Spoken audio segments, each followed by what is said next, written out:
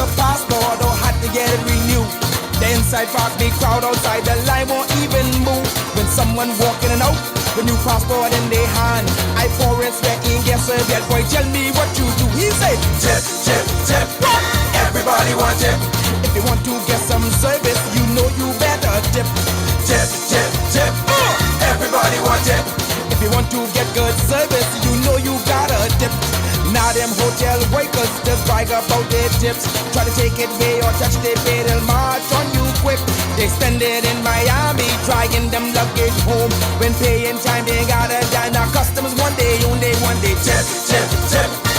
Everybody want tip. If you want to get some service, you know you better tip. What? Tip, tip, tip. Everybody want tip. If you want to get good service, you know you gotta tip. Yes, man. Tipping time and I ain't got a dime. Come on. Woo. Yes, man. Check this. Driving down the road, when I get stopped, police get out running my boy a cotton top. He said, if you don't want this ticket, you know just what to do. I done pay road tax, I pay road tax, now I gotta pay you to what? Tip, tip, tip. Hey, everybody want tip. If you want to get some service, you know you better tip. What? Tip, tip, tip. Hey, boy, behave me like tip. If you want to get good service, you know you gotta tip. Yes! Chocolate!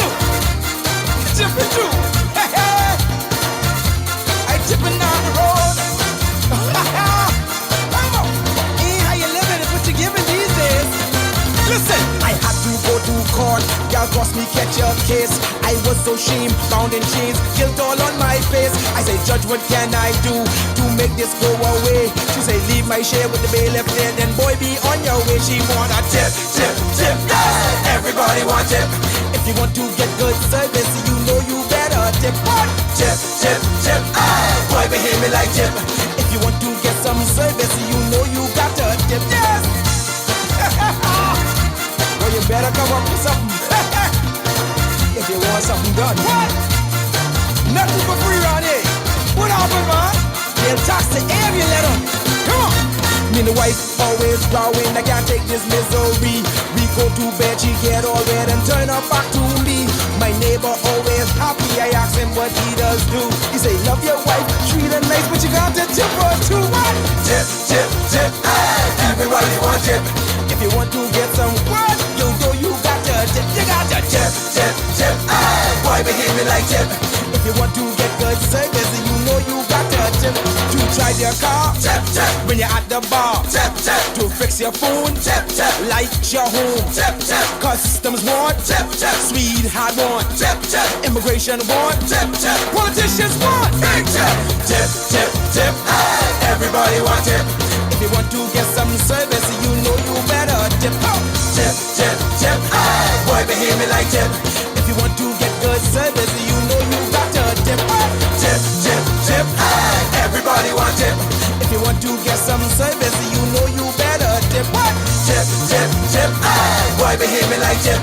If you want to get good service, you know you got to tip. Tip, tip, tip. Hey, everybody want tip. If you want to get some service, you know you better tip. Yes. Tip, tip, tip. Hey, boy, behave me like tip. If you want to get good service, you know you got to tip. Hey.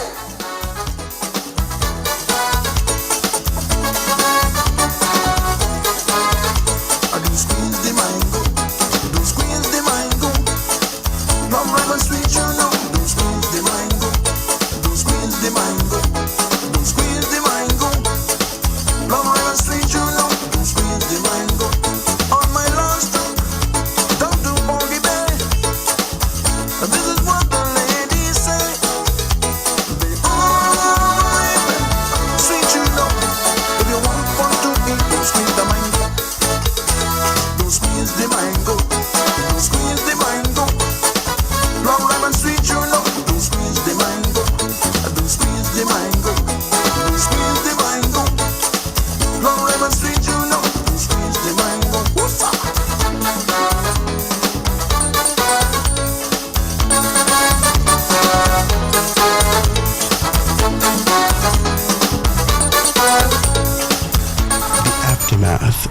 social revolution brings about change. Cultural norms and landmarks shift as our minds and hearts expand beyond the familiar.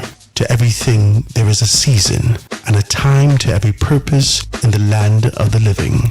This is our time to renew, revive, and restore the hope lost to the busyness of life. This is our time to dig again and rebuild from the storms of our past on a solid footing that holds. Welcome to The Foundation. The Foundation. Good afternoon, ladies and gentlemen. This is The Foundation with Howard Grant. Grateful to be in your company. Always grateful to be here with you in this beautiful, beautiful space out here in the city of Nassau, wherever you are right now. If you're listening to me across the world, wherever you're listening into, I want to thank you so very kindly for being able to do that. You guys, make sure you can check me out on Foundation 242 across social media handles. Foundation 242 across social media handles. You can be able to check us out and see exactly what we're doing. We are grateful that you're patient with us, but I think you know, and we're determined to provide you with an undeniable product. We're working on those things, and we're grateful that you're sticking in there as we continue to be able to work it out with you as we make these things happen. So thank you so very kindly for that. And listen, man, we're jamming with you, and we're hoping that you are liking what we're doing. I feel a sense of relief. Can I say that? I feel a sense of relief. You know, we teeter on the edge before my good friend, my friends over at IRCA have to call me. We teeter on the edge. But nonetheless, we give you a level of transparency in our conversation with an expectation that we talk with authenticity about our nation and about where we are. I feel a sense of release. You know what I mean? Like when you're released to the purpose that you've been called to, when you're released to be able to say, all right, now this is your thing, let's do it. I feel that. Jesus, I feel it coming on me. So I'm grateful for that, and I'm grateful to have this kind of a communication with you. You know, you can always be able to kind of hit me up and let me know where you are, where you stand on these things. If you agree, you disagree, how would you talk too much? You need to shut up about this. What about that? I don't have a problem with that. You know how we go. So give me a call, 827-0111. We can be able to jam and have this kind of a conversations and really be able to get into it. But it's a great day, man. I see some overcast. I hear some thunder. The thunder roll and the lightning in, right? That's what they say, it's lightning in. So, you know, hopefully we stay up. And listen, man, if y'all guys don't be good out there, let me say this to you. I can say this to you. And if you get prick in your spirit, then I'm looking for you to show up. If not, I ain't gonna fight you, but I still have to say it. I need a little generator. Amen? I need a little generator. If you could help your boy with a little generator, praise Jesus. I need a little generator. Oh, Howard, Steve never asked for a generator. That's on Steve. That is his business. Howard, no one else ever asked for it. I don't care what anybody else do. I need a little generator. Now, if you could do it and you feel the need to be able to help a young man with a young business out, right? I can tell you how old people, I like him. He's a striving young man. All right, if you want to help a striving young man develop his business and whatnot, I need a little generator. Amen? So I can put that out there to you and let you know exactly what's what. Got to shut up, my good, decent people over at Carpet World. Fix your carpet, fix your tiles, fix your floor, your laminate floors, fix all those particular things. Get it done. It's time, man, to be able to get yourself in the position you've been holding out too long. Come on, man, you've been holding out too long. You've been in this kind of position where you've just been holding out too long. You can give him a call and get yourself taken care of for far too long. You had to figure out how to be able to put a rug over this part with a tile breaking. If you pass over that in the middle of the night, next thing you know, you come to bed and your foot bleeding, you think something is too much. Get yourself some proper tiling. Get yourself the proper carpets, your rugs, your throw rugs, all those particular things. They have some great stuff down there at Carpet World. Go check them out, man. 341-8671. 341-8671. They're located on Blue Hill Road South, right there on the western part. When you headed south, it's on the western part right there. So if you headed north, it's on the left-hand side, all right? Go check them out. Carpet World, 341-8671. Coco Plum Wellness for the hydrocolonic. We talked about this kind of an excavation, getting yourself clean, getting all of these this mess out of you that's been blocked up there. You like to eat zebra and noodles and you like to eat gorilla back, and you want a piece of the hippopotamus, you want everything, you try the donkey foot already, you try hush meat, all these things still in you, you need to stop. You don't even know how it is digest. Let's try the lizard back. I don't have a problem with the crocodile. Let me taste it. I'll taste the kangaroo. You need to stop. All these things need to eat. All these things need to eat, but you eat them. Now they just stuck in your colon, just sitting down there with their hand in the kimber, just waiting, because they ain't got nothing to do. Get yourself the hydrocolonic. Get yourself your hydrocolonic and get yourself excavated, evacuated, right? Get these things evacuated out of your system. And you could be able to find yourself in the best position that you feel revived, renewed, refreshed, and ready to go again to be able to eat a giraffe. Whatever you want to eat after that, you could just, so you know at least the path that you need to be able to take as it relates to finding relief in those areas, all right? The numbers that you can call for Coco Plum Wellness with Dr. Teresa Adley Smith, she's located in the West and the East, is 445-8111, 445-8111, or 818-7586, 818-7586. Sell all. Get your electronics. It's the weekend.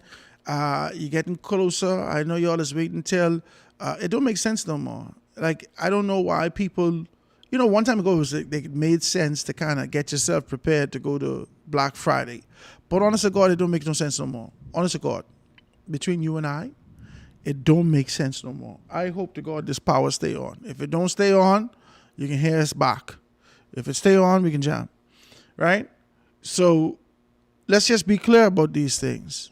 All right? It don't make sense saving your money to go to Black Friday no more. That means you get ticket. That means you get car. That means you then go down to Golden Corral. That means you then go down to Denny's and IHOP, and you go all over the place. You go to the Chinese buffet. You then spend $4,000 to buy 4 TV. That don't make no sense. Now, if you get on your little trip, that's a different story. I can't fight you. Go down to Sell All, ask Mr. Marshall what he got down there. You could even put something on layaway. Get yourself a little something. Get yourself prepared. Throw a little $300 on it every month in preparation for. By the time it's Christmas time come around, you get one little 85-inch television. Everybody is, listen, for God's sake, when you all get these big TV, cut up the box and tear it up fine and small, and then put tape around it, and then put it on the side of the box, on the side of the garbage. Okay, I just want to be decent as I say this to you. Okay, why, Howard? Because you're inviting people in your house to thief. Why, you can put the whole TV box on the side of your house when it's a clapboard house. Everybody can come in there and a thief can identify it and try to take it out of there. Come on, man, let's just be decent. You got to use our brains beyond showing off. You understand? Go down to Sell All, get your big TV. When you get your big TV, to put it in your place, put your little $200 a month, $300 a month, $30 a week. No, it can't be $30 a week. So you can put $125 a week, right? Just put your little $125 a week there. Boom, boom, boom. And you're straight. You understand? 4 weeks, that's $500 a month. You can put $75 a week. You can be okay. You can put $75 a week. However you can do it, depending on what you want to get. You put it there, send Mr. Marshall them, get their account number. You don't even got to move. Send that from your Commonwealth Bank account right to them. Bang! And they got it. They send you a receipt back. They show you, we got your money. You got 3 more payments to get your thing. You got 4 more payments to get your thing. Come pick up your nice little TV. Come pick up your Starlink. Come pick up your PS4. Come get your PS4 controller. Whatever you need, they can take good care of you. So go and check that out, and they'll be able to take very good care of you. Maybe the numbers they can call today, like I said, 361-7267, 361-7267. Let them know that Howard Grant sent you down there to be able to check those things out. Also, we got to be able to shout out our good, decent people over at Paint Depot. Paint Depot. When you go down to Paint Depot, you want to be able to get those things taken care of. Ms. Johnson is right there. She has a great deal of things. She started to tell me that she have a little sale going on, but never get me the depth and details. So I don't know what the sale is in terms of specificity. I can't tell you what on sale. But I tell you can give them a call and find out. Let them know that Howard Grant gave them. They know me, right? We used to get all the stuff from them. So they don't only ping people as go to in the city. The number says you can call today is 326-1875, 326-1875, and they can take very good care of you. Listen, I want to tell you about some other people who I'm looking to do some stuff with. They've done some things with me before. I haven't heard anything from them recently, so I'm going to give them some time to be able to reach out to me and let's formalize what we do in this space. All right, guys. So that's that. Look forward to a good conversation tonight, Friday night, with Ambassador Dr. Devin Rowe. He and I had a very good conversation. It was pre-recorded. I always pre-record for Friday. So it was a pre-recorded conversation that we had over on ZNS. And it was a very good conversation, and I enjoyed that.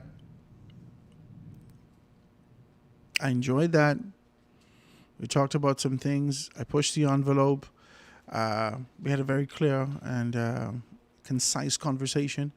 I want you to be a part of that. Check me out this evening on ZNS on The Rundown with Howard Grant right there on ZNS Live as we continue to be able to push that and make some things happen. I am always grateful that that you tuned in. And I'm hoping that you're enjoying it, man. Just give me some suggestions. Let me know. I accept constructive criticism well, you know. I'm not a, you know what I mean? I don't have like a problem with this. So just let me know where we are, and then we can be able to take it from there. All right, guys, let's check it out. Let's see what's in the papers today. And see exactly what's what. More than 100 unregulated structures in North Andros. More than 100 unregulated structures in North Andros marked for demolition. We've been talking about this demolition and the necessity for being able to do that and being able to bring those things down and identifying how do we get ourselves in a position that we on course for the kind of growth and development that we've been talking about and looking forward to here as a people, as a nation. All right, so these things are here. And we're talking about these things, man. U.S. hits the Bahamas with 12.5% tariff. We were at 10%. It went up 2.5%. U.S. seeking to clamp down on imported goods produced with forced labor. The United States has imposed a new 12.5% tariff on exports from the Bahamas to the United States of America. It is said that the Bahamas failed to impose the enforcement and prohibition on the implementation of goods produced with forced labor. The United States Trade Representative Ambassador Jamison Greer announced yesterday that the agency has imposed fresh tariffs on 60 countries for failing to impose and effectively enforce the prohibition on the importation of goods produced with forced labor. The action was taken at the direction of the U.S. President Donald Trump. President Trump recognized that decades of moral caution have not eradicated forced labor from the global supply chain. This is what Greer said. And then they go further to be able to talk about it. It says the United States of America has had a forced labor import ban for nearly a century and rigorously enforced it. It's well past time for our trading partners to do the same. This is what the ambassador said. It says today's action will begin to correct what is both a human rights abuse and disruptive trade practice to improve the welfare of workers everywhere. This is a lot that's happened. Let's read a little bit more before we dive into it. This is a lot that's happened, and I want to be able to talk about this. I want to talk about this. This is a lot that's happened. Okay? I'm encouraged by the trading partners who have moved quickly to adopt forced labor import prohibitions to look forward to ensuring their effective enforcement. Hold on. Let's talk about this. Let's talk about this. Let's talk about this. And then it goes further. It says that in a statement last night, the Office of the Prime Minister said that the government is aware of the announcement's tariff adjustment and reviewing its potential impact to the Bahamian exporters. It says we're engaging our United States counterparts to seek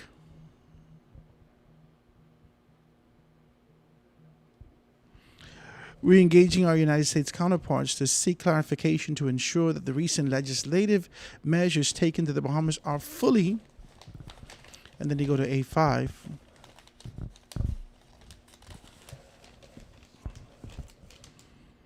fully considered. Senator Latrey Raman, Director of Communications at the Office of the Prime Minister, said that the Bahamas values its long-standing economic relationship with the United States of America, and we will continue to working constructively towards a fair resolution that protects Bahamian businesses and maintain the strong trade relationship between the countries. The USTR said that forced labor may be understood as work or service extracted from a person under the menace of any penalty for its non-performance and for which the worker does not offer himself voluntarily.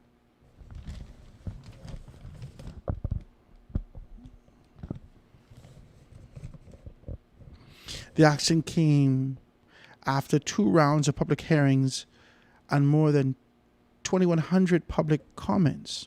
USTR General Counsel Jennifer Thornton said that firms using forced labor incur artificially lower labor costs and, as a result, are able to sell their goods at a lower cost than others would. She said that the International Labor Organization estimates that in 2024, the profits from forced labor in the global private economy amounted to roughly $63.9 billion annually, with annual profits per victim, they call them victims, at $2,113 in the agricultural sector and at $4,994 in the industrial sector. And the highest amount sector is in the private economy. Forced labor, I can't see this word, I'm sorry. Forced labor taints, look like faints. Okay, forced labor taints the entire supply chain in which it exists. This is what she said. For example, the U.S. Department of Labor in 2024 listed goods produced by child labor or forced labor include 134 products produced with forced labor, in particular with countries. The list includes 34 downstream goods in particular countries that are produced with inputs that are produced with forced labor. These inputs made with forced labor include cotton use products, garments, textiles, thread, and yarn. Critical materials used to produce solar products and auto parts, fish used to produce fish oil, fish meal, and palm fruit used to produce kennel. You know, I just want to be very clear with you. I got to be clear with you, and I say this to you. Everything seems to be so one-sided with this democracy that is distributed out of the United States of America. Everything seems to be so one-sided because the Nike tennis that all of us gravitate towards are created in a space where it's unregulated, not by the Americans. It's not regulated by the Americans. These things are in Asia. You don't know how these things are made. All the textiles that you're talking about, all the jeans and shirts and this and that are mass-produced for these particular companies that all of us, grovel over and dribble over their stuff. These things are produced. You don't know if they're produced by child labor or not. There is a one-sided concept. Now, this actually came as I'm looking at it, I read the story as far as I wanted to be able to go until I found out whether or not this is as a result of the position that was taken with being able to take over the Cubans and bring the Cubans here. When Marco Rubio came and he made mention of the fact that it's important, especially as they prepared themselves to be able to sever ties entirely with Cuba, the Bahamas reached out to Cuba to be able to identify its nurses. Cuba is world renowned for its nurses. They have persons within Cuba that have won, they've won awards for the steps that they would have taken with STDs and the identification of STDs or the eradication of these particular things. Cuba is phenomenal. And their minds, especially with the lack that exists in these particular spaces, their creativity is an amazing thing. I've had an opportunity to be able to live in Cuba, so I know about their work ethic. I know about their commitment. I know about these particular things. The Bahamas has forged relationships with Cuba, and as a result of these particular relationships, maybe a private entity with a government entity being able to identify some grouping of people who are qualified and capable of being able to come over here. But in the interim, what I understand it to be, the government of the Bahamas was paying this particular entity. That entity was responsible for being able to distribute the monies. This identification, the identification of how that money was paid directly, not to the individuals who were working, but more specifically to whoever this liaison was, and then distributed or expected to be distributed from this liaison to however many persons that were working, that was a problem. I can't fight you for that.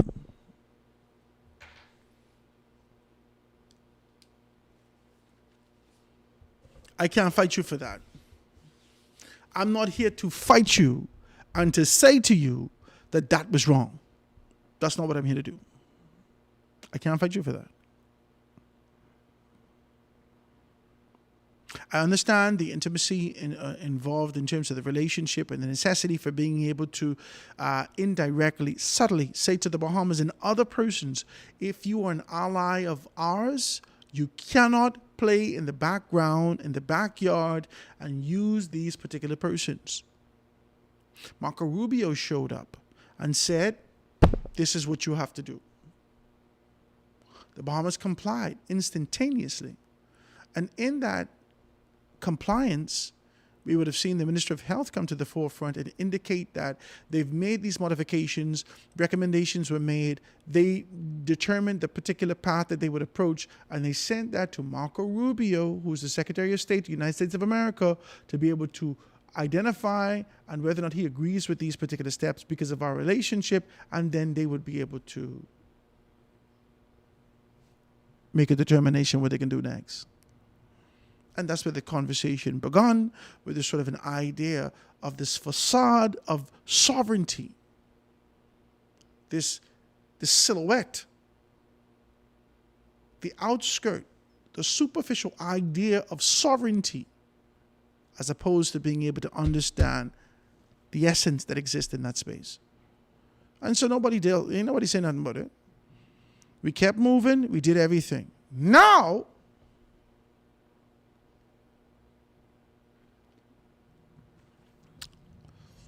we're trying to figure out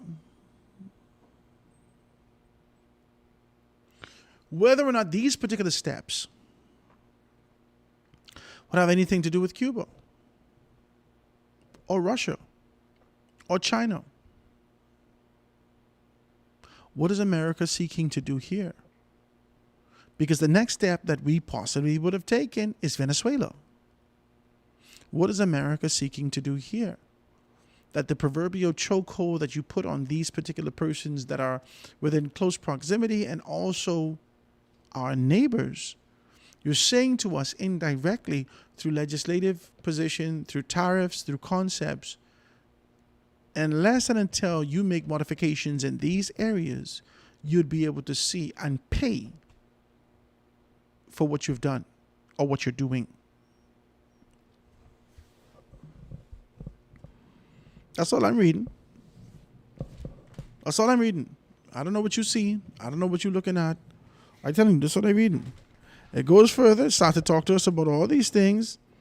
It started to talk about child labor, forced labor. Last year, the region had to defend itself against the multi-million-dollar threat of the USTR, a proposed trade action that would have imposed a port fee of $1 million per port call to any Chinese-built vessel calling at the U.S. port. Advocacy to the USTR led to the body carving out exemptions to the agency. The Bahamas National Statistical Institute reported that the exports of the United States of America third quarter in 2025 totaled $110,903,562. This compares to $84,253,103 in the third quarter of 2024. So you're sending some good money over there. Total exports of all countries in third quarter of 2005 totaled to $128 million, resulting in an increase of 19% when compared to the same period in the previous year. This category that contributed to the largest proportion to the exports were machinery and transport equipment, which totaled to $27 million, manufactured good chiefly by materials at $22 million, and food and live animals at $20 million, which combined represented 54%. I think that this is only about Cuba. I think that this is about Cuba. I think we've presented ourselves pliable. We've presented ourselves in a position and a posture that we will comply. We won't even complain. We will comply. There has been this agitation and advocacy levied against the United States of America after Marco Rubio, or let's just say the United States of America had levied a significant tariff across the board. And so these advocacies that came from Barbados, that came from other spaces, were the united fronts to be able to talk about what our expectations are here in the Caribbean, more specifically in the Bahamas. I don't know if consideration was taken. Trump let up just a bit. But if I'm going to be honest with you, there's a steadfast position. Capitalism has found itself nestled in the seat of power in the United States of America. These concepts and ideas of forced labor, child labor, and all the other concepts and ideas of labor, the honest to God truth is, if we look at that, the majority of persons that work here undocumented or perceived to be in the position of forced labor, the majority of persons that work here, they break away from their country and snuck in here. Let's just be clear about this. There's no envoy going anywhere, capturing people, bringing them here, whipping them, and telling them this is what we require from you. Let's just be clear about that. With a very clear position that we have as we look at our population and the fact that we are growing and we're a developing nation, we need to be able to have the proper expertise and the manpower to do some of the things that we must. So we need external labor. And so whether that be the Haitians, whether that be the Chinese, whatever, we need the external labor. Now, when you start to take on this position that I just couldn't understand this. When you start to take on this position and you say that you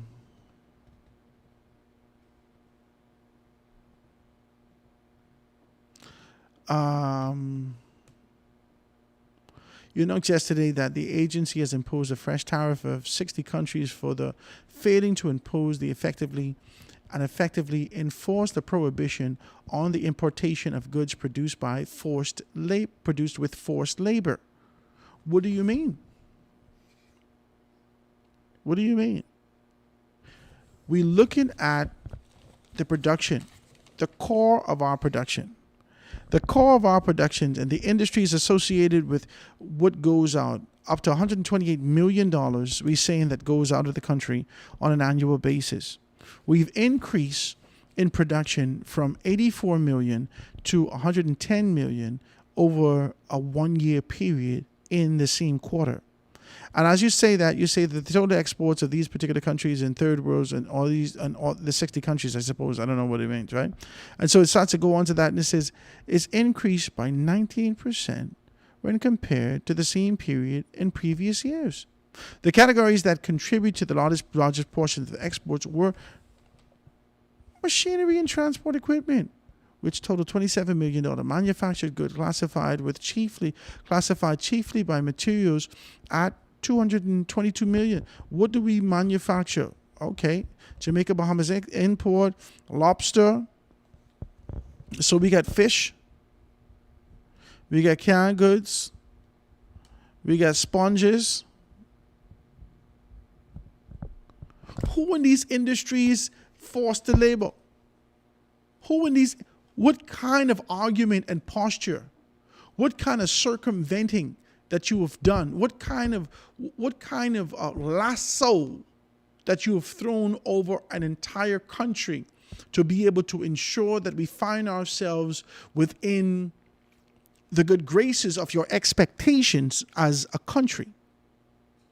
What kind of lasso have you thrown on us to say to us, what's your relationship with China and what's your relationship with Cuba? That's what you want us to do. You want us to watch our relationship with China, with Cuba, and with Venezuela. And if our politicians don't understand that, something wrong with them. All we could see is that United States of America wants to ensure that there's a proverbial chokehold on these particular countries that continues to be able to push back against their authority, their position within the region, and being able to reject the compliance that is required in these spaces. We understand that. We understand that. I don't think we fool as it relates to these particular things. I don't think that we are. I don't think that we are. And this is how Trump has done this. With the increase of the tariffs on these particular countries that have not complied with what the expectations of America is, or was, or continues to be, the tariffs go up in their sections, in their segments, in their countries, in their spaces. The infraction that we had was the introduction where we genuflected and never pushed back. We genuflected by being able to make the modifications to this particular position. Now there is a proverbial dent in our armor. And they're using this exact same tactic to be able to break through the proverbial walls of our sovereignty to say to us, watch out again. How you dealing with this? How you dealing with this kind of this labor? What labor? We didn't ask one of these Haitians to come here. Not one. Can I say that? We didn't ask not one Haitian. We say, hey, listen, man, we got great opportunities for you to be able to do some good labor. We give you a little something. Not one we asked to come here. There's a minimum wage that exists in our country by law. Once you have the proper representation, once you have the proper qualification, once you have the proper documentation, we will hire you and pay you minimum wage.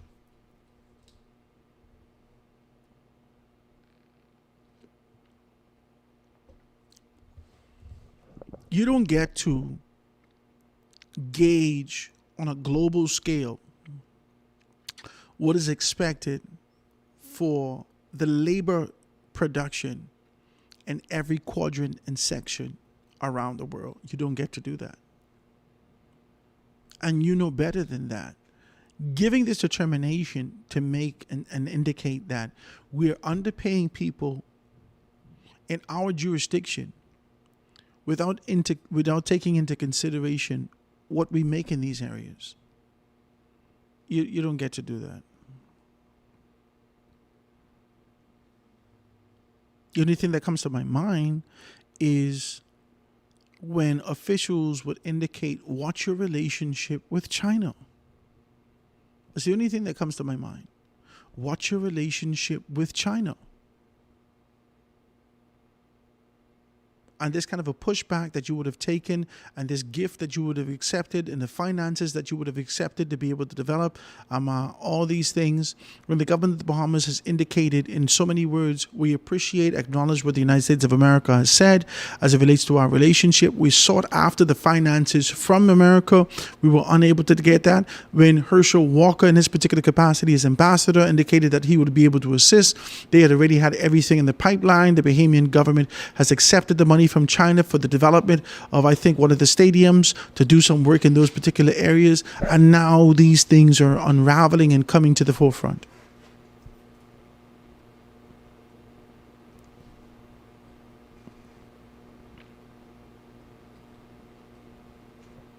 And so because they've identified where the Bahamian people will quickly genuflect, or the Bahamian government will continue to quickly genuflect.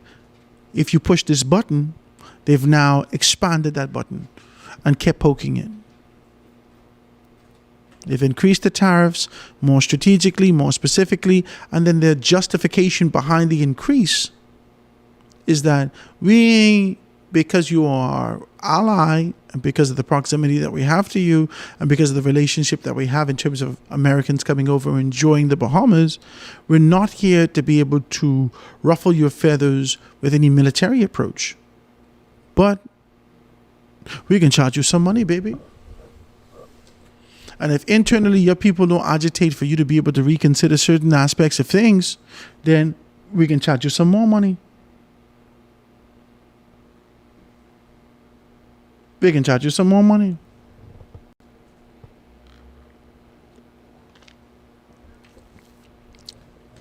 That's just the position that we have with you as we identify those things.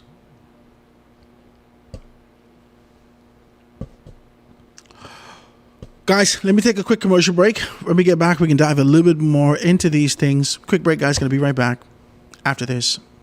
The Foundation with Howard Grant. We'll be back right after this. The Foundation. The Foundation. The Foundation. Soft yet firm. Our carpets are the best in the world. Visit Carpet World on Baloo Hill Road for the most luxurious collection of fine carpets. Call 341-8671 and visit our store, offering a wide selection in commercial and residential indoor and outdoor carpets, tiles, area mats, and much, much more. Carpet World and Flooring. Call us at 341-8671. We are at Baloo Hill Road waiting to serve you. Sell All Electric has all your electronic needs. If you don't believe me, pass by and take a look at our vast inventory. We are located in the Marshalls Plaza, Carmichael Road. Our store hours are 9:30 a.m. to 5:30 p.m. Give us a call at 242-361-7265 or email themarshallsgroupltd8@gmail.com. Or you can visit Games and More in the Southwest Plaza, Carmichael Road. Sell all. Come on in and take a look. Coco Plum Wellness Bahamas. Experience the extraordinary fusion of open system hydrocolonic hydrotherapy and holistic rejuvenation. We are located at the One West Plaza for your convenience. Cleanse, revitalize, nourish. Your journey to good health, energy, and vitality begins here. Whether you are managing your health or just simply seeking a boost, Coco Plum Wellness is here for you.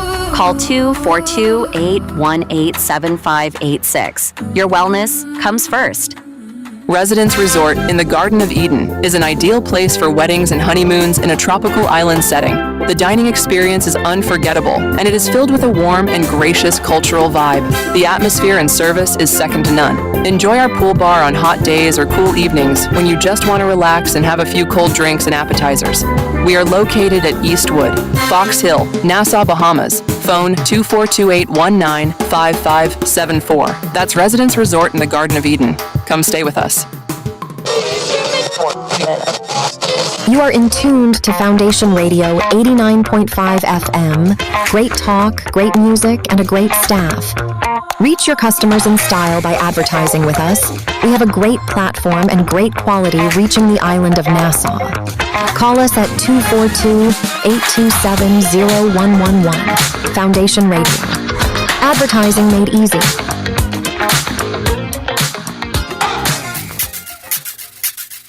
Boy, listen to that thing. That body.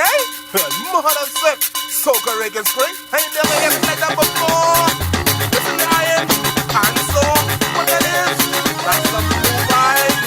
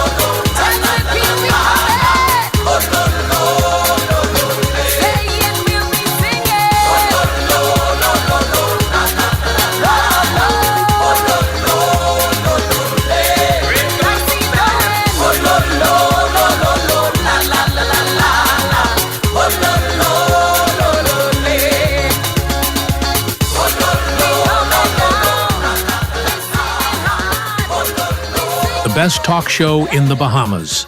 The Foundation with Howard Grant. Only on 89.5 FM Foundation Radio. And we're back, ladies and gentlemen, jamming with you on this beautiful Friday afternoon. It's a Friday evening. Bim, warm and easy selector, just being able to talk about these things. I feel that our sovereignty is under attack. And I feel like this concept and idea of making America great again has placed a great deal of us, and I don't mean us as Bahamians, I mean the 46 million people that represent the entire Caribbean basin, the persons that are especially in the perimeter of the United States of America, us. We are now in the posture, even globally, we're now paying the price to ensure that America is identified as the superpower it has projected itself to be over the past 2 centuries, over the past 250 years that they would have established themselves in this kind of a position. We're now paying that price to ensure that the modifications, the aspirations, that kind of a forward movement that your country would have had to be identified as an independent, to be identified as progressive in being able to forge relationships externally and otherwise. Whether that is us in the Bahamas making consideration for being able to get fuel from Venezuela, or whether that's us in the Bahamas making a consideration for being able to get labor from Cuba, or labor from Ghana, or labor and food production from Haiti. Everything needs to funnel through MAGA. And that's bananas to me. It's bananas. We have a point in our position, and we know the superpower that America is. We know the comforts that we've become accustomed to. We know the proximity that we have to the United States of America. We know the relationship that we have here. We know that there's a subtle boasting and a level of pride associated with the fact that when you pull out your Bahamian passport, you straight. There are some non-tangibles or intangible perks associated with our relationship. But the pinch of that relationship and the pinch of those perks are associated with now, if we decide to be able to hold tight to the sovereignty and to the decisions that we're making, that this would benefit the Bahamian people. Yeah, you can keep your decision. We're not going to fight you, but you're going to pay on this ticket over here. You're going to pay in these areas. You're going to pay with an increase in passports. You're going to pay with an increase of rates for your visa. You're going to pay, you know what I mean? Like, this is a very fine line that we are, you know what I mean? This line that we are waltzing on. This is a very fine line. The line between our sovereignty, the progression that we see fit to be able to execute within the confines of our vision for the Bahamas, and that is contrast or the polar opposite for what America is fighting for as it relates to being able to establish themselves as the MAGA capital of the world. We can't fight them. We can't fight Donald Trump and his particular President Donald Trump and his position to be able to ensure that those persons they remain steadfast for the relationships that he's being able to seek after, for the contracts that he's able to forge, for the things that he's able to do. We just got to get creative in our space. We don't have the superpower. We don't have. Venezuela doesn't have the force to be able to fight against America. You don't have the force to fight against America. This is the greatest military on earth. We're not trying to fight against America. We just want an opportunity in life to be able to realize our full potential without the relentless dependency upon America. But that dependency equates to power for America. The 356 million people that exist in America will continue to be able to thrive. The 106 million, 160 million Caucasians in America, and a significant portion of them being able to get into industry and identify how they're going to be able to expand those things. The money trickles right to them. This is what it is. Small engine continues to fuel America, because there needs to be reciprocity in this relationship. America can't be the strongest military in the world, tell the whole world shut up and shake when they need to be able to tell them shut up and shake, and that doesn't translate to the lobbyists, that doesn't translate to the farmers, that doesn't translate to those who are in military, that doesn't translate to the average American, average white American. Y'all hate me when I talk like this. I'm trying to tell you the truth, man. I'm telling you the truth. These are statistical, undeniable positions that you could read. You could go and read these things. Let's call it 40. I think it's 348 million Americans. The mass majority of those persons are Caucasians, over 160 million Caucasians. Black Americans don't even make up 15% of America. They got the biggest mouth. They always screaming and yelling, and you could see them. They're loud and colorful, but that's just their nature as it relates to where we come from in Africa, West Africa, and otherwise. Ain't nothing wrong with that. But the loudest mouth doesn't necessarily mean the most people. When you look at Asia, when you look at Latin Americans in America, when you look at all these subsectors and all these sub-countries that exist in these particular spaces, you start to be able to try to figure these things out.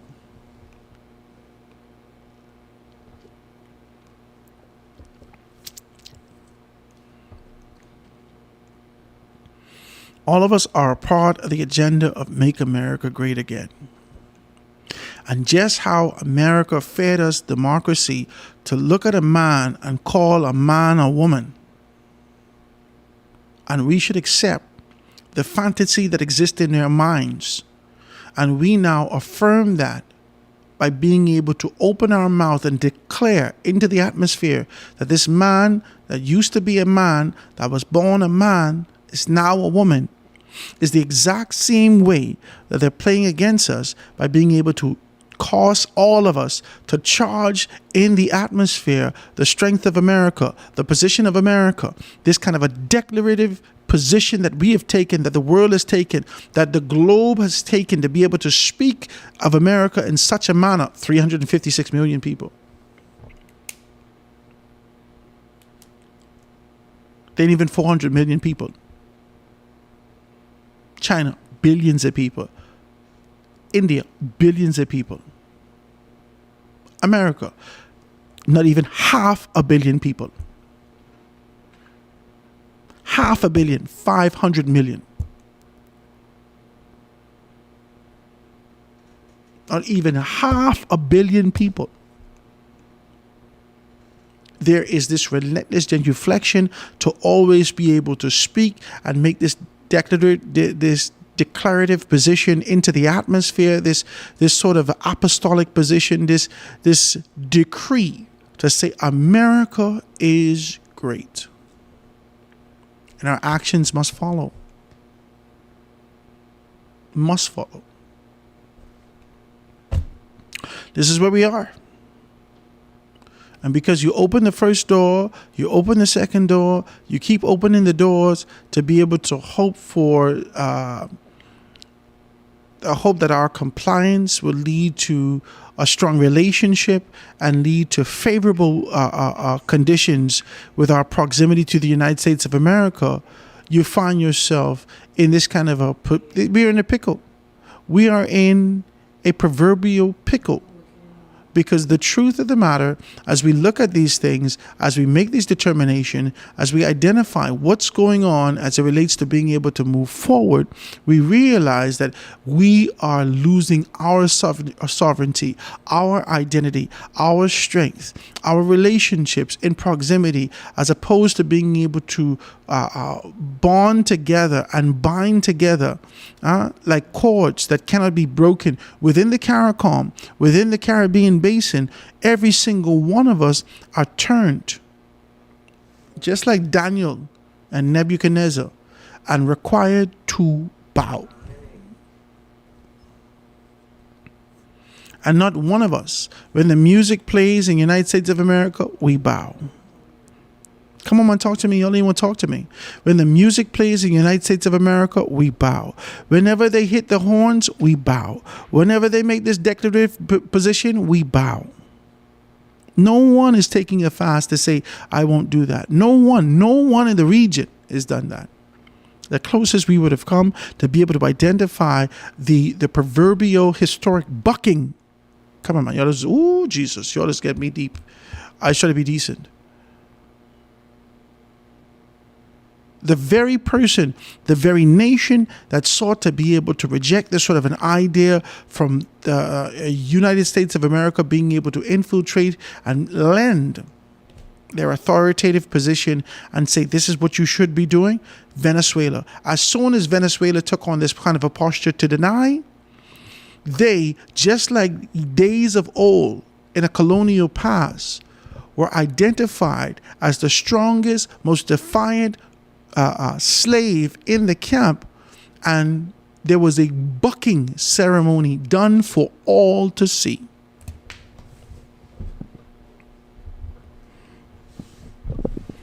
Go look that up. Don't ask me no questions. Well, what is bucking? You got a whole phone in your hand, smartphone. Go look that up. From a traditional standpoint, from a colonial standpoint, from a slave master standpoint, try to figure out what this is. And then you would realize what's happening. Just as Nebuchadnezzar required every single one of us to be able to bow to the Babylonian system and concepts and ideas, so forth and so on, whoever rejected that was thrown into the fire, into the furnace. That same principle applied pre-abolition of slavery. And that principle required you to be able to identify the most defiant man. And this is why we have problems in the black community right now. I'm getting too deep. I need to calm down.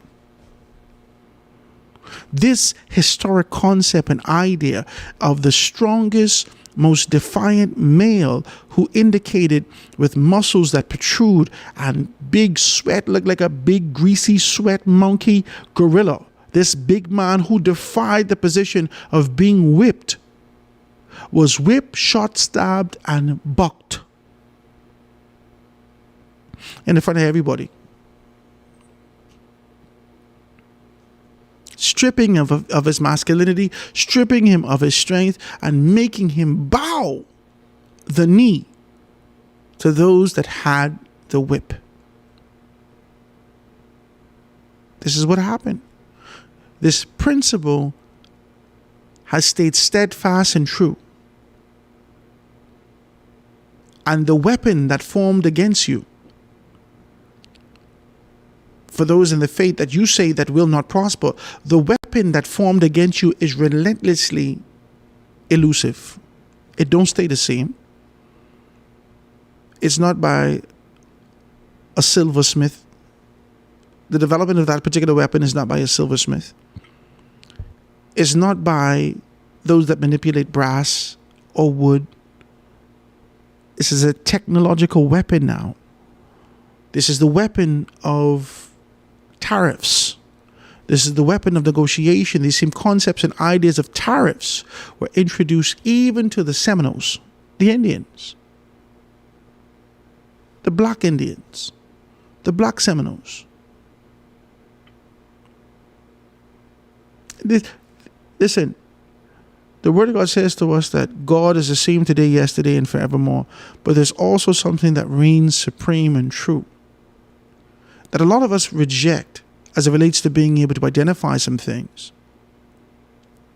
The Word of God says to us that there is nothing new under the sun. These are the same principles that are applied to our forefathers, the same concept that the idea and the eradication of the Lucayan Indians, the eradication of the Caribbean Indians, the eradication of all of those people who existed in this particular space before Christopher Columbus ever showed up here. A same principle of being able to show yourself meek in posture and your determination to be able to have that proverbial dagger under your coat is what existed here. That raping and pillaging that exists here, this same principle exists throughout history and time.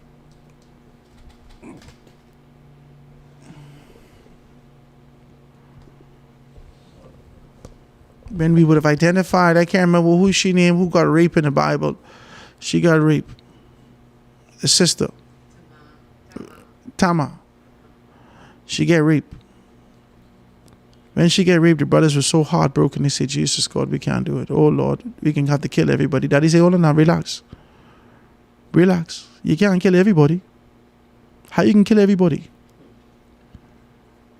I said, Daddy, you can't let him just rape our sister and everything will be okay like that. He said, yeah, but then, the fella come and say, listen to me, man, I love your sister.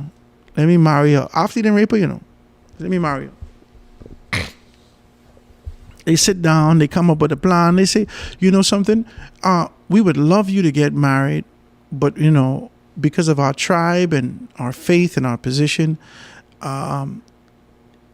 if my sister comes over,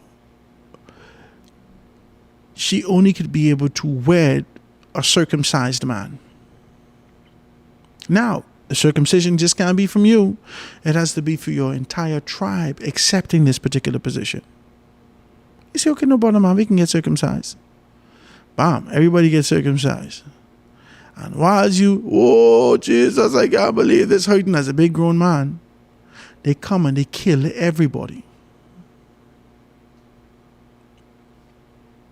These tactics were used from time immemorial. There is nothing new that we're reading in the newspaper. This is absolutely nothing new. Absolutely nothing new. Now, we, like Tamar brothers them, have to figure out how we can navigate, not for destruction, but for not just survival, but to identify a slice of heaven, the paradise that we continue to be able to boast about. How do we get back to the position of growth and development? How do we get back to the position of tranquility? How do we get back to the position of family and unity? You ready to open the door? You tell America, we can send the Cubans back. You send the Cubans back. Is that okay, Marco? You good with that, Marco? Marco say, I don't know. You make modification, you make all these legislative positions, you did everything, you created a proposal, you send it back to Marco, you say, Marco, is that good? Marco say, okay, that's fine. And then you take money, needed money bad for the hotel, for the hospital. You needed money bad for the development of the hospital. You didn't know where you was going to get the money from. You ask America, America say, we ain't got it right now. They didn't even answer you.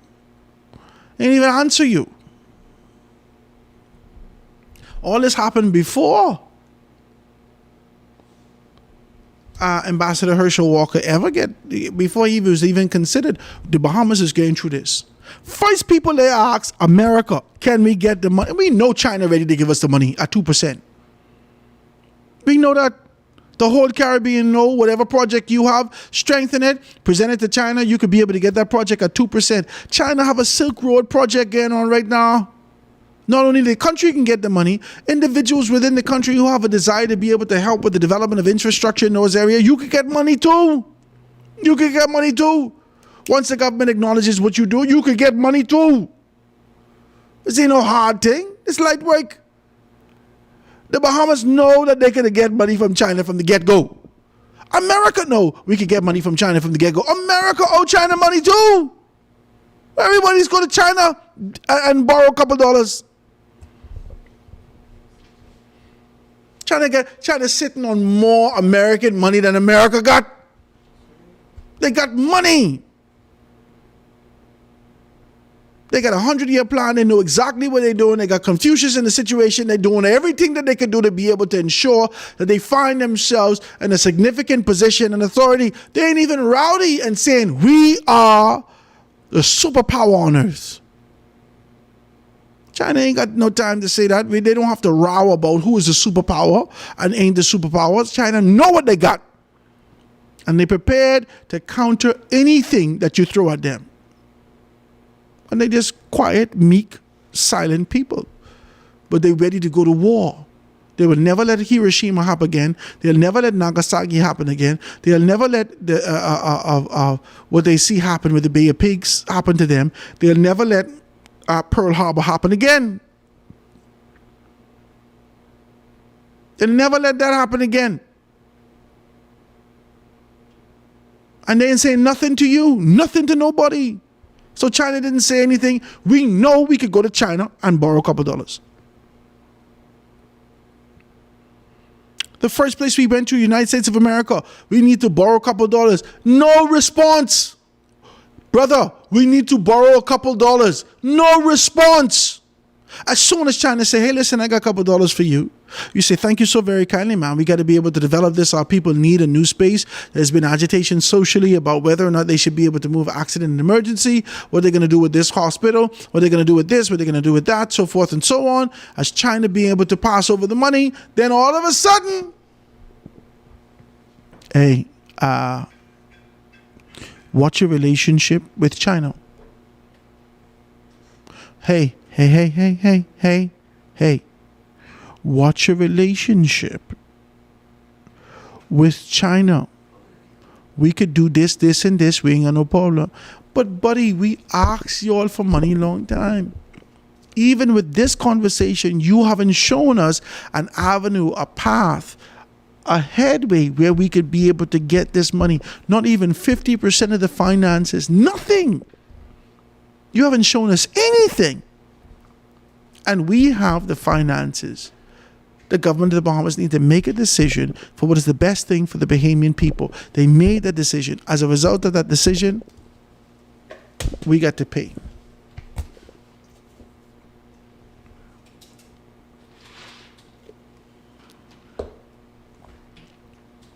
We got to pay. We are having to pay for these things. And this is where we are as a people. This is where we are as a nation. This is where we are. This is where we're going. We need to be clear about this. We need to be clear in this country about these things.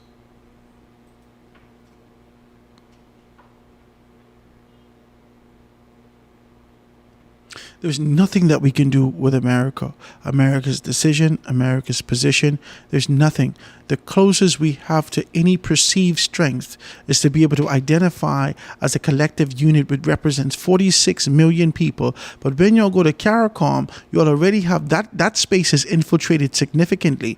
You may have all sorts of people, individuals, not necessarily countries, individuals who represent countries in these particular spaces already sold out to America and sold out to the idea of the land of the free, the home of the brave, and wants to find themselves snuggling up under the United States of America and not willing to be able to join forces with you, to join in this sort of a choir with you, and being able to speak with strength and the representation of 46 million people to the superpower that is America and say, we'd like you to give different consideration to this region.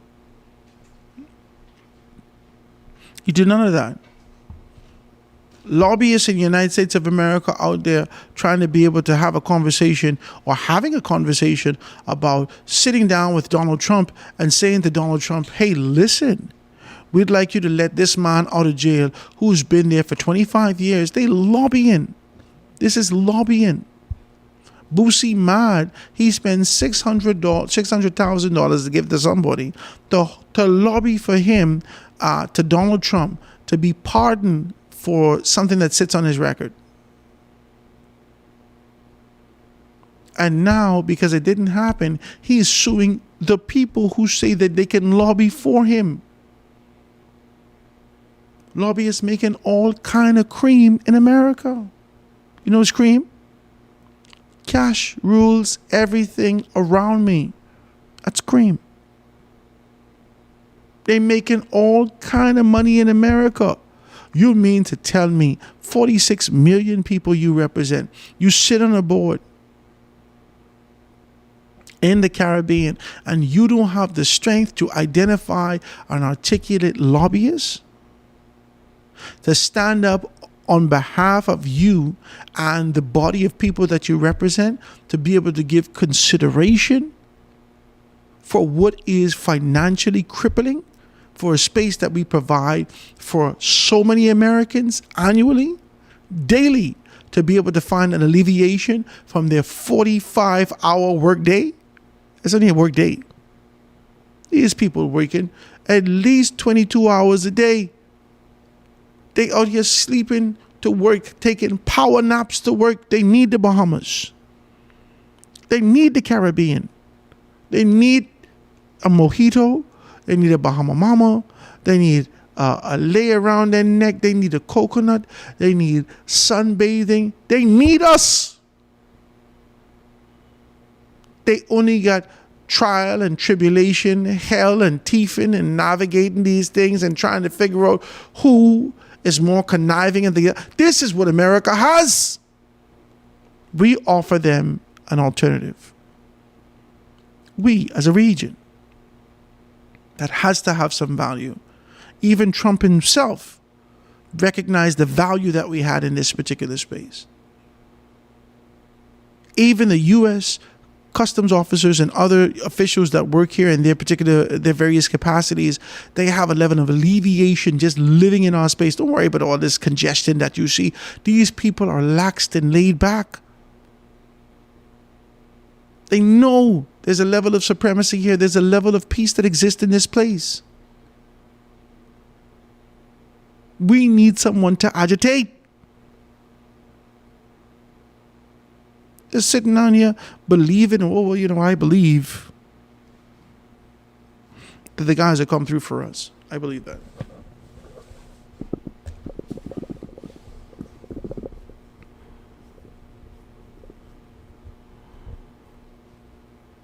This can't work like this, man. Trump's sole purpose, agenda, focus is to make America great again.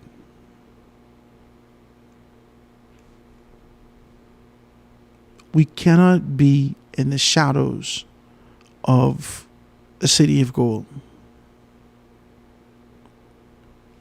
If they can't create a territory for us to be able to exist in, we cannot live within the shadows of a city of gold, because in the shadows of the city of gold is where they create a dunghill. All the mess from their country, they throw it on top of you. We cannot. We cannot. I just want to say that to you all.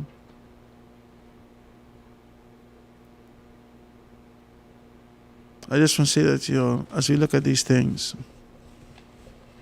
and we talk about these things.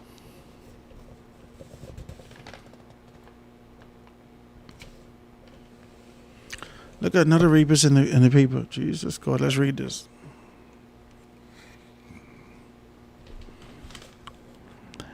A man will spend the next 20 years in prison after pleading guilty to raping a woman during a burglary in 2023. That's the end of that story. Put him in the back of jail, give him 25 years, and make an entire section in the rape registry and the sexual offense registry and put his name. Kumar Lloyd took a plea deal when he appeared before Justice Renee Mackey yesterday. As a part of the deal, prosecutors dropped the charges of burglary, armed robbery, and possession of firearm with intent to endanger life he had.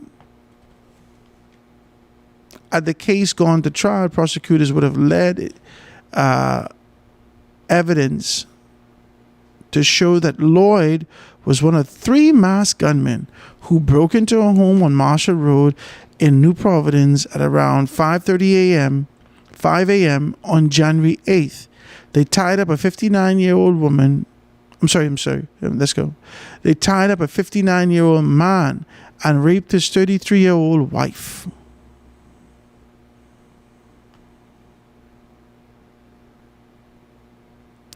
DNA linked Lloyd to the sexual assault. The intruder robbed the husband of $3, his wedding band worth $2,500, and a $250 cell phone.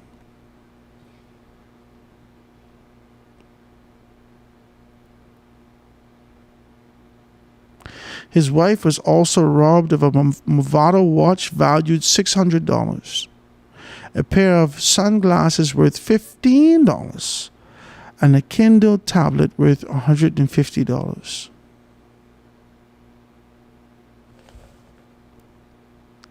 Mr. Lloyd needs to get the death penalty.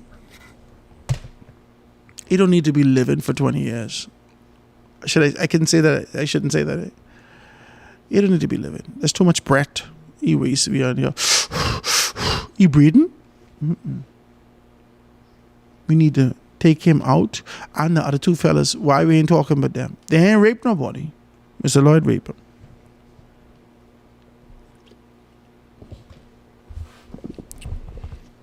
Yeah, we gotta take him out. He can't be living. We're gonna need to stretch him out so or something, poke something in his arm. We gotta be. I don't want to be indecent with you as I say this. This is too much. They strap the man down and rape his wife. Do you know what that did with to the relationship? Do you know what that did to that man? Do you know what that did to that relationship? They probably in therapy right now. If not, they divorce.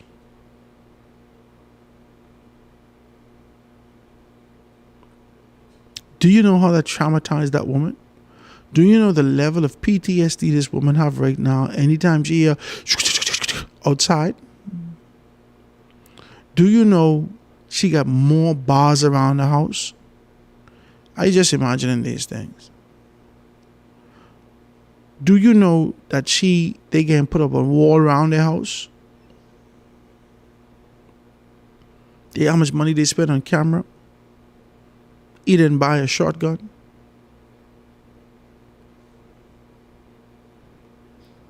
We should murder these people. We should execute them. We should execute them. There's no two ways about this. It's kind of a casual approach to being able to talk about what is the worst of the worst. That's the worst of the worst. This man did everything he could do to make sure that his wife was comfortable. You ready to end 60? You get a little young thing, half his age. Praise God. He worked hard for that.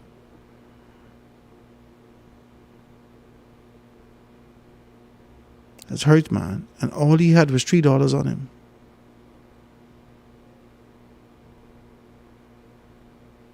Yeah. And you mean to tell me people like Mr. Lloyd shouldn't be in it? They should have a whole section and make the font at least 32 inches. Rapist. Then put his name there.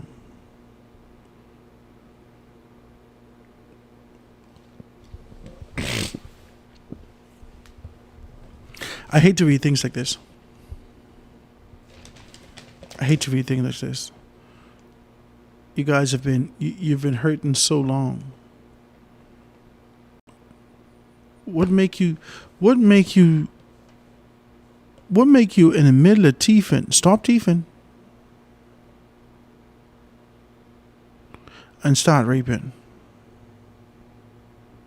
You ain't tell me, but you teeth the Kendall and a Movado watch. You leave all the flat screen television.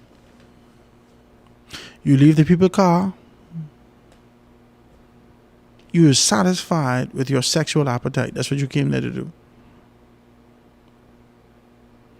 I know this man hates you. He could tear you in half with his hands.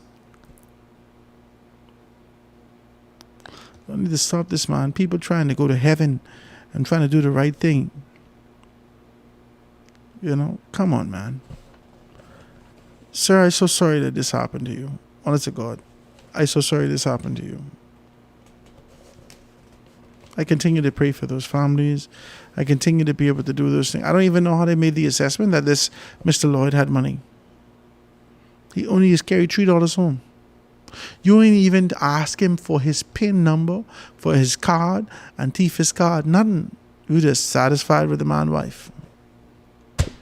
Mr.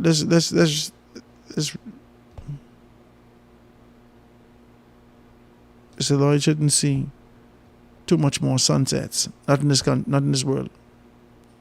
That's just my opinion. I know y'all can push back on it now, but you can't do that. You know, all these people, no. It don't matter. He's done his act. He's made his mind up. He's satisfied with the fact that he can never see Jesus Christ's face. Let's help him get to his objective faster. Let's help him. That's the least we could do. Take him out of his social misery. And being able to identify those things. My power was dipping for a little while, guys. In this place, I didn't know what was happening. And in the midst of it all, me not knowing what was happening, I thought it was reflected power. I thought, I was freaking out trying to figure out what happened, man. I can tell you the truth. We just had an electrician come in and indicate that there's a power line that's giving us problems, that out to the road, not here, out to the road. That's not pushing the proper power. The power continues to be able to dip in various areas. That's why you didn't see me go live for a couple of days. That blew my mind because BPL was here. They didn't even check it. So I'm hoping that they could rectify this for us and we could be able to be back. And listen to me. That blew my mind.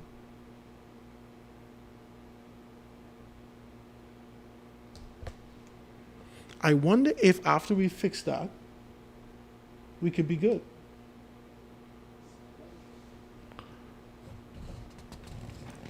I wonder if after we fix that, we could be good. I took a break and I was talking to the guy. So hopefully we could get a couple of things taken care of and we could be able to do that.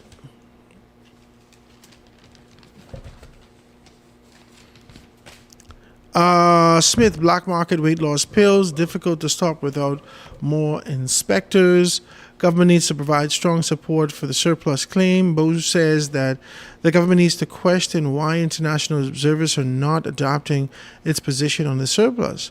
Fidelity Bank and Trust International Limited Group Chief Executive Officer Gowan Bowe told Guardian Business yesterday that the Davis administration needs to provide strong evidence to support its projected $223.1 million budget, right? Surplus after Finch Ratings publish commentary on the government's borrowing plan, contending the surplus target is unachievable and that a deficit is likely. Finch forecasts that the Bahamas will record a $64 million deficit for 26-27 fiscal year, rejecting the government's surplus projection. The why I would address that is that one of the international observers have adopted the position that the government has been articulating in their business communication. The government, as opposed to getting defensive, needs to ask themselves very basic questions. Why not? Bowe said that the issue was not necessarily whether the government projections were wrong, but whether the information available publicly supports the conclusion officials are presenting.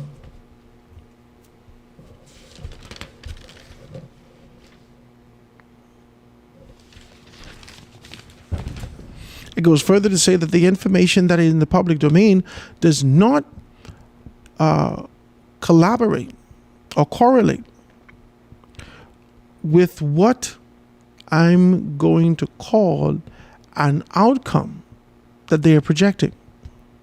He pointed at the government's fiscal position in the end of March when the public accounts showed a deficit despite covering what is traditionally the strongest revenue generating quarter of the fiscal year.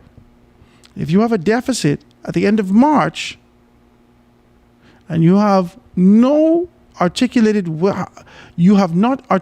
how you're going to run surplus in April, May, June quarter, which is traditionally have not run, is there any reason? Is there any reasonable expectation that you're going to have a surplus almost as large as the one that you had in January to March?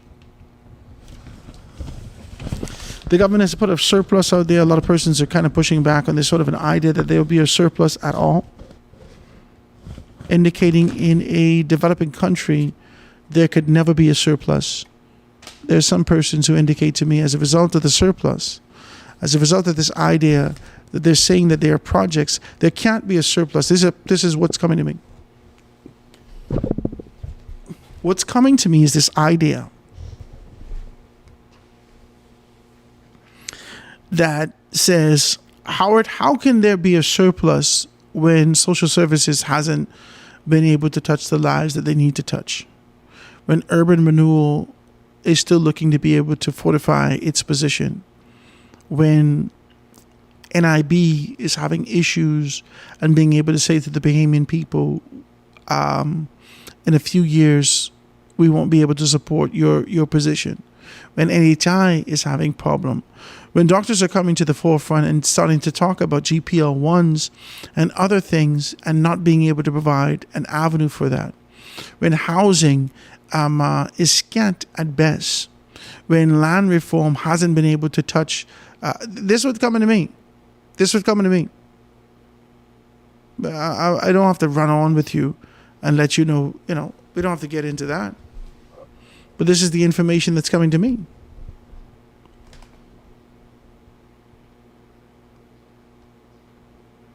And being able to identify that, we got to be clear.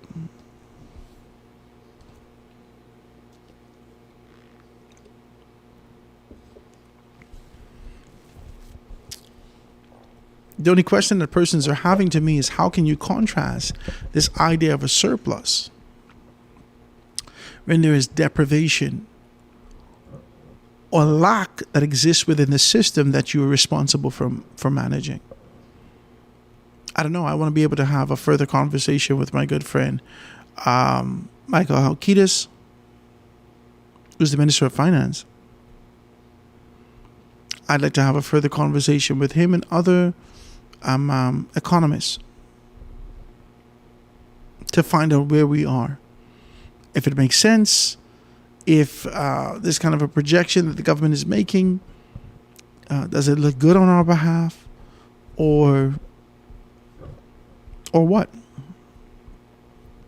So we're gonna let the experts talk to that. I'll see if I can be able to get my guy Gowan Bow to sit with me and have a good conversation. We'll see. Let me take a quick break, ladies and gentlemen. When we get back, we're gonna dive into a little bit more right after this.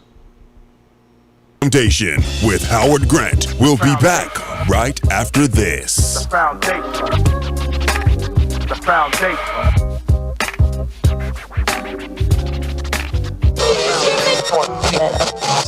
You are in tuned to Foundation Radio 89.5 FM. Great talk, great music, and a great staff. Reach your customers in style by advertising with us. We have a great platform and great quality reaching the island of Nassau. Call us at 242-827-0111. Foundation Radio. Advertising made easy. Coco Plum Wellness Bahamas. Experience the extraordinary fusion of open system hydrocolonic hydrotherapy and holistic rejuvenation. We are located at the One West Plaza for your convenience. Cleanse, revitalize, nourish.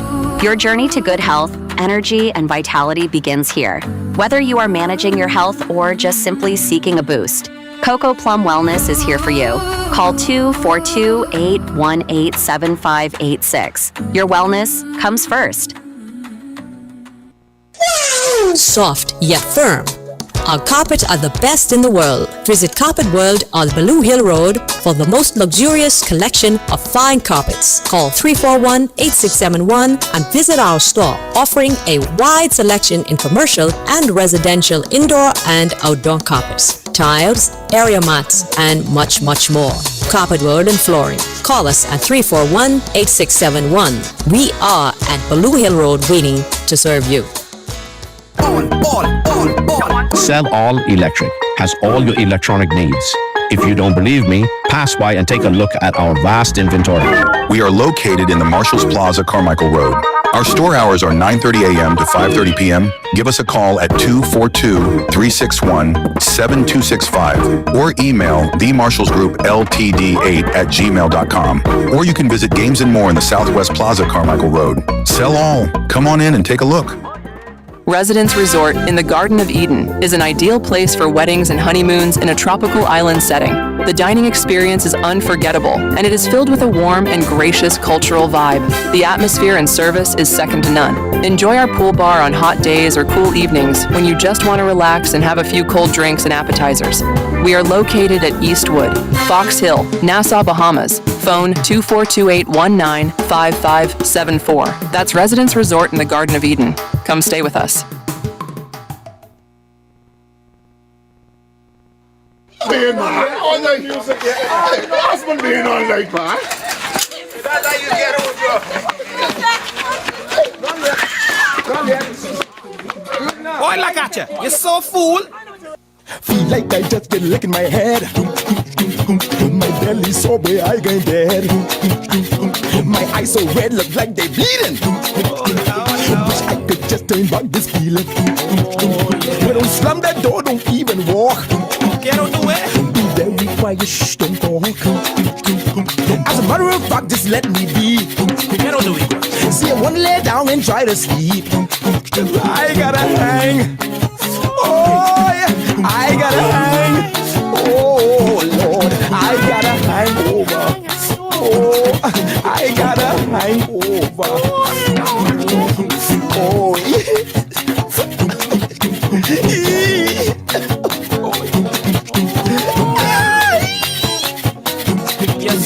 Oh, Lord.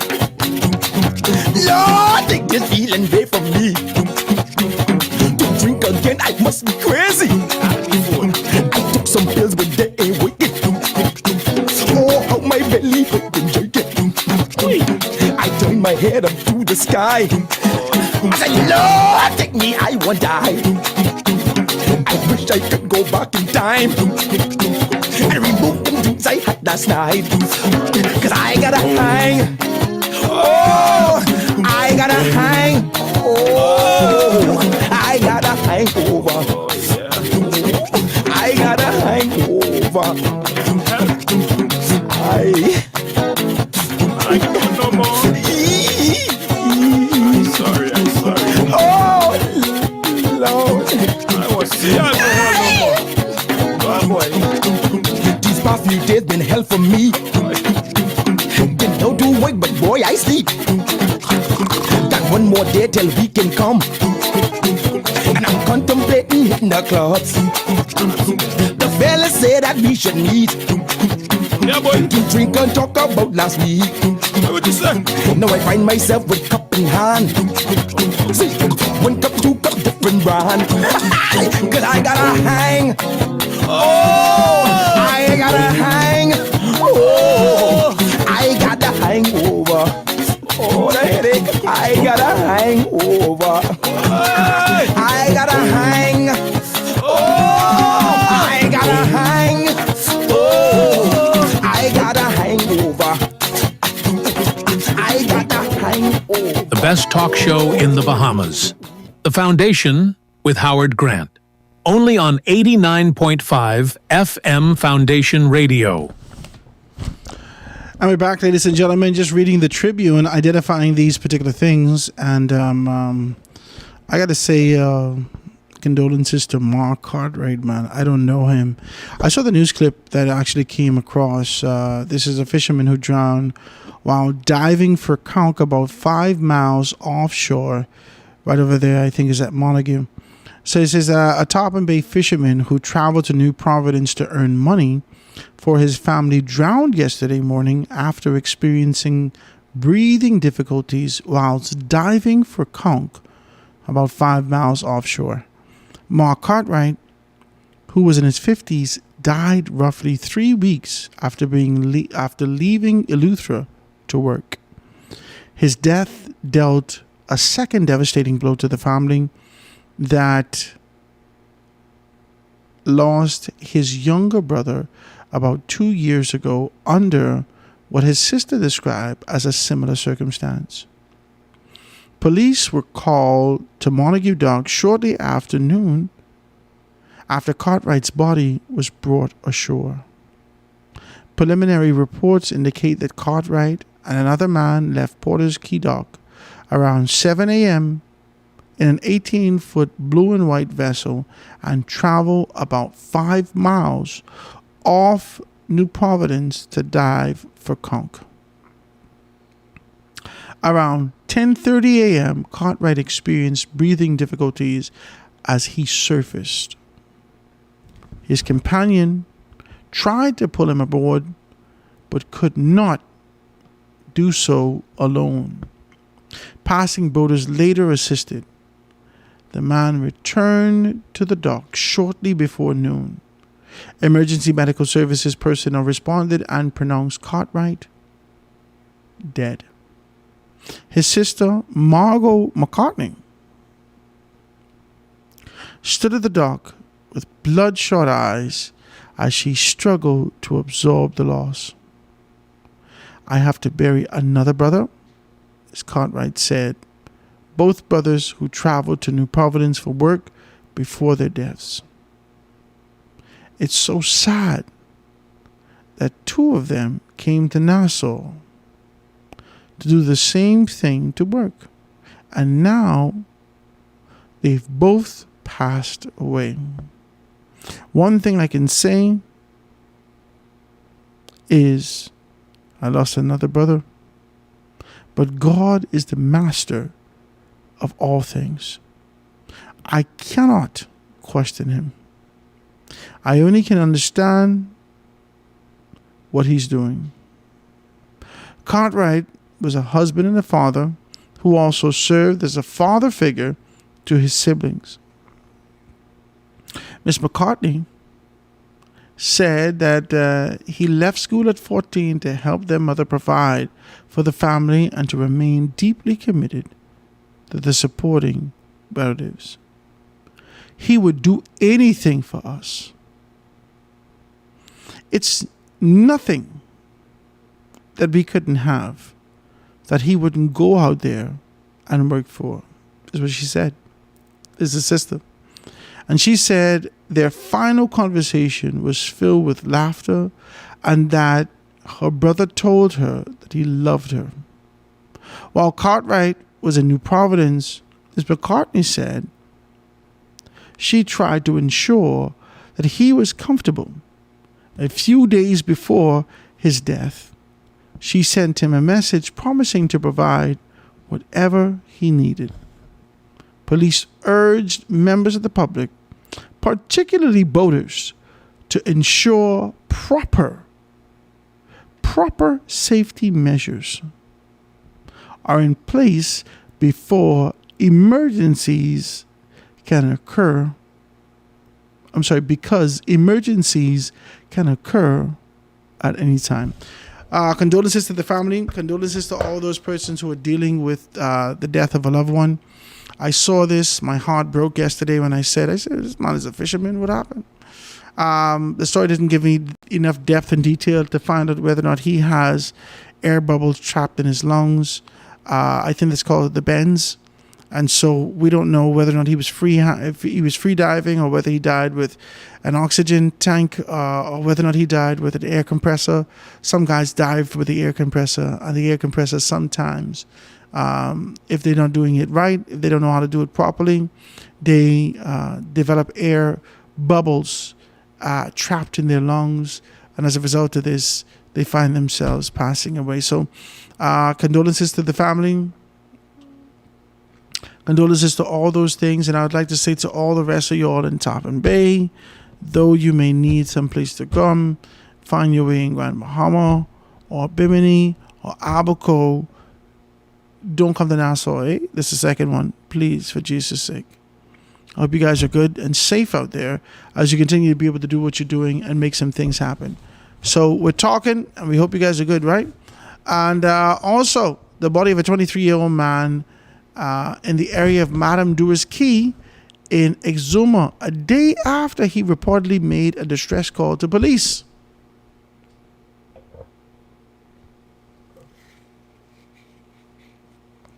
Let's read a little taste of it and see what's going on. Oh, it's coming from page 1.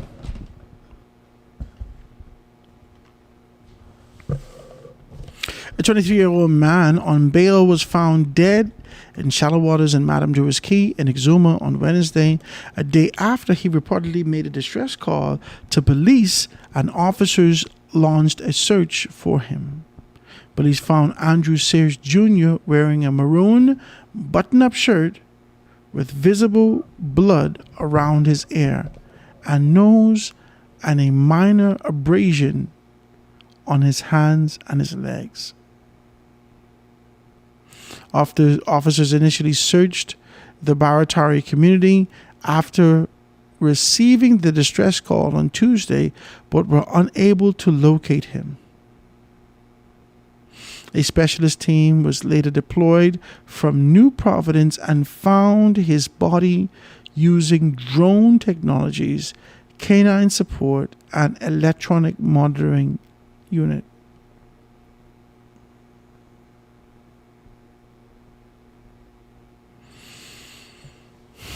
His father, Andrew Sears, recovered the body. His father, Andrew Sears Sr., was at the scene as officers recovered the body. And then it goes further to be able to talk about and transported it to the mainland.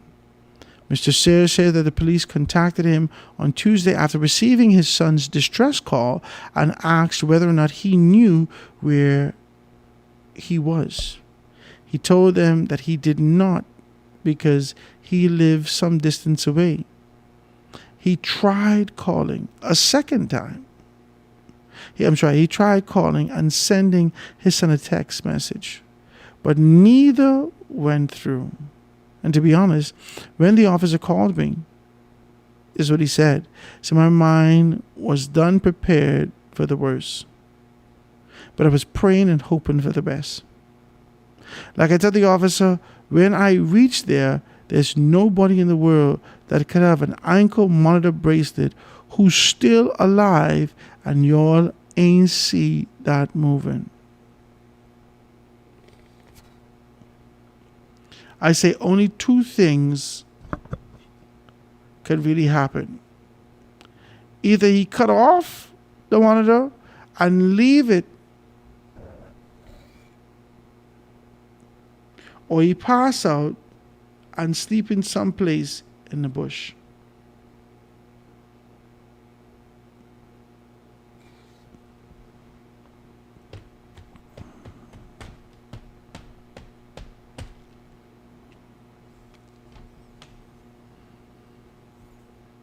It's so hard for me to have these kind of conversations. I have a 20-year-old boy.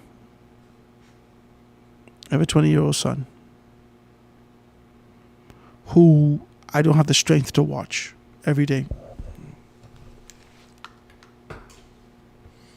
I don't have the... I just don't have it. I just don't have the energy. I don't have the reach. He's in Grand Bahama. He was in North Carolina. I love this boy so bad. I love him. Oh God. And I really want the best for him. And I want to do whatever I could do to be able to help him.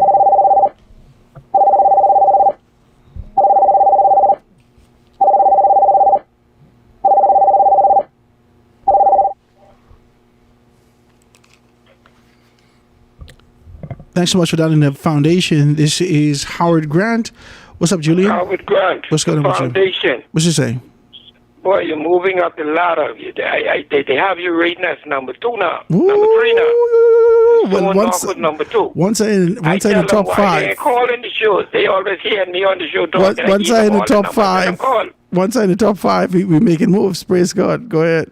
Yeah, but listen, I tell them y'all call. Everybody's telling me when it's call. In time. I ain't gonna fight them. But Grant, listen to me. What I want to know, these monitor, these anchor thing with these people wearing, who is we watching this? Now, Julian, this is a sensitive conversation.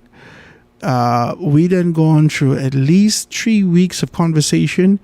At one point when the government of the Bahamas, under the former administration, would have taken the contract back from a certain set of people because of non-performance.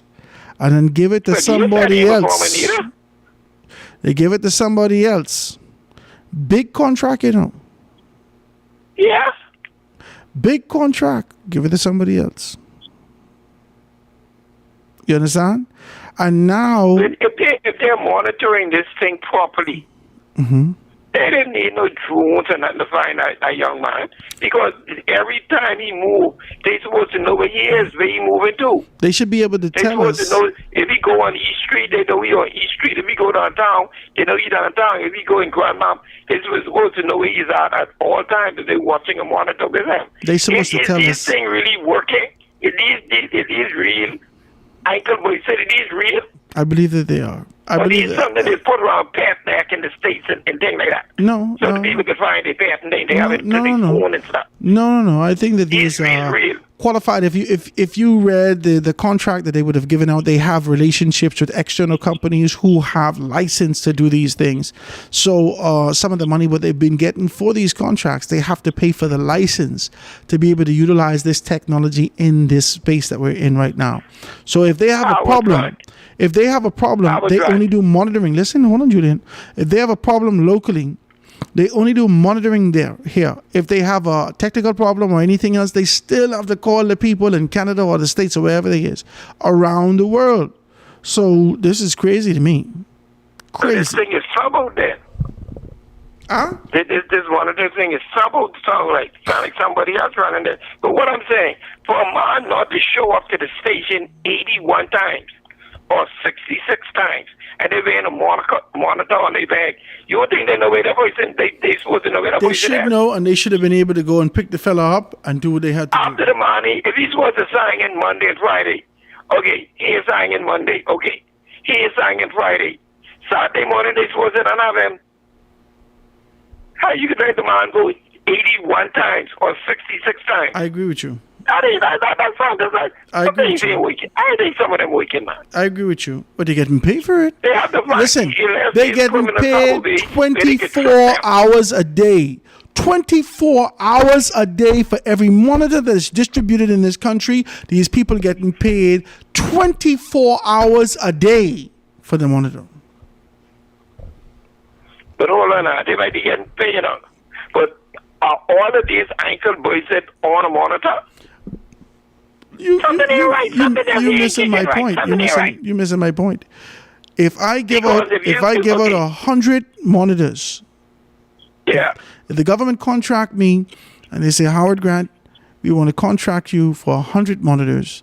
These people can be all over the Bahamas. You have capacity to be able to deal with that? Yes, sir.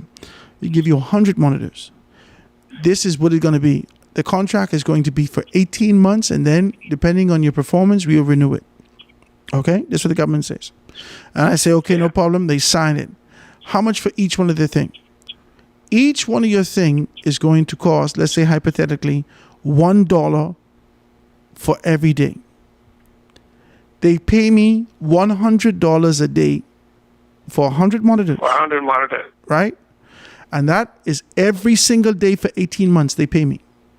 If it's working or if it ain't working, I don't believe the government has, and I could be wrong, but based on what we've seen in the past, they don't have a division who is monitoring the monitor. That's it. Now let's be clear. That's the problem. You ain't monitoring. Okay, that is the problem right there. so if I am the parole officer, right? If there's a division within the Royal Bahamas Police Force that puts me in the capacity of parole officer, and you need to be able to come down to the station and do this and do that and do the next thing, they are supposed to say, hey, listen, we're not seeing these people, we're not seeing these other persons, so forth and so on, and reach out to me. Those monitors, watch me, if you call Howard and you say, Howard, we ain't see this boy. We ain't see Sean, right? And I say, all right, no problem. I should be able to go into my system, and just like my Ring door alarm, I press speaker and say, Sean, where are you? But I see the bleach so that before to somebody. You could say that you could talk through it. You could. It is talk. I hear them talk to somebody. You're supposed to say, Sean, do you need know to how many get. young women? But do you know how many young women have ankle bracelet on now? I saw a I phone know on it yesterday. seems to be fashionable now. I I saw a mean, phone yesterday, and the girl got on a mini skirt and ankle bracelet on. They ain't put up no pants on hiding that. yeah, they ain't worrying about you and how you feel about that. But I come on now one time ago when they started doing that, fellas just to put their socks over the that. previous with their long people, pants on. there was. The fellas were flip flopping. Do you know how much murders a few years ago that people were found with ankle bracelets on? Murdered with ankle Yeah, but now bracelets when it's on. happening now again, This is too number much. three for the. It's number three for the in the last 3 or 4 in the last 2 weeks. What up, ankle bracelet on? Who This is too murdered? much. This is too much. Just one one last night again or this morning That's too much. in Canberra. This is too much. You got to be able to deal with this. But this, You gotta they figure need this to out. get this ankle bracelet thing up and running because they're supposed to know where they are at all times. Yeah. They're supposed to be in the zone. You can't leave the zone. They're all about old Clifton Bay on the beach, all about old Jaws Beach, all about. I ain't got no ankle bracelet on me, and I can't even get on the beach. Julian, you can't see. Okay? You keep. Yeah, but I the gotta beach tell is you the beach this. is the beach is the beach. Just get me to the beach. I can put my foot in the water. Okay, good. Okay, good. And they get ankle bracelet You were on supposed to somebody, come they here, me. beat You them with never an come. ankle bracelet swimming. You're supposed to come here to me. You ain't never come. Come sit for one of these times. No, Come sit we here. can get together. We Well, can I get together. ready. Like I say, I was busy. We had to say that out of Florida Thursday, but I got to talk to you off air about something. All right. The member of Parliament on yesterday. All right. No problem. I got Call to me talk to later. you off air, and then you let me know if I can say it over the radio. All right. Call me later. We But I can can talk. hit you up later on today. All right, my brother. Thanks so much for the call. Yeah, man. All right, ladies and gentlemen, that does it for the show today. I want to thank you so very kindly for being able to tune in with us and talk to us about these things. We've come to the conclusion and a very clear understanding that we are being grappled, we're wrestling with a great deal of things that relates to transparency, accountability, and really being able to be above board in our country. Whether it comes to the murders, this reactive nature is catching us in spaces where we could have saved a life. This reactive approach that we're taking that has become a part of our culture, we need to figure out a way to be able to deal with this. Whether we're dealing with this kind of a posture of our sovereignty from the United States of America, understanding what their objectives are, you can't fight that. But we don't have objectives here. Remember I tell you before, the FNM have their plan, the PLP have their plan. The only people who don't have a plan is the Bahamian people. That is the micro aspect. That is the micro aspect. That as it relates to what's happening on a small scale within the confines of our country. The FNF have a plan. The PLP have a plan. The only people that is void of a plan is the Bahamian people. Now, if you look at the macro, the wider aspect, the big countries like America have their plan. The big countries like Russia, China have their plan. But the only countries that don't have a plan are small countries like the Bahamas and those countries peppered throughout the Caribbean Sea. We need to figure out how do we find ourselves in the position of the retention of our sovereignty? How do we amplify the value association of what we offer those persons who need us? I go on. No, I go on. No, I go on. Bernice, be gone. I appreciate your telephone call. Be gone. I get out of here. All right? But I want to thank you guys so very kindly for being able to give us a chance and give us an opportunity to be able to dive into that. We will continue this conversation, God Spare Our Lives, on Monday. Next week, I want to thank you so very kindly for being able to tune in with us as we take on these things. Thank you so much, man. We can see you on Monday, God Spare, right here on 89.5 FM Foundation Radio. And this is The Foundation. Have a great day, guys. The best talk show in the Bahamas. The Foundation with Howard Grant. Only on 89.5 FM Foundation Radio.